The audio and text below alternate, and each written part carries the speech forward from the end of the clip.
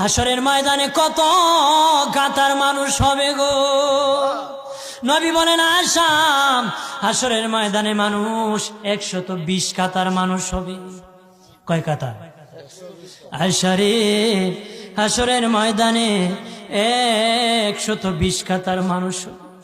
আয়েশা সিদ্দিকা বলেন ইয়া রাসূলুল্লাহ, ইয়া রাসূলুল্লাহ, আমি জানতে চাই আপনার রাসূলুল্লাহর উম্মত কত কাতার হবে?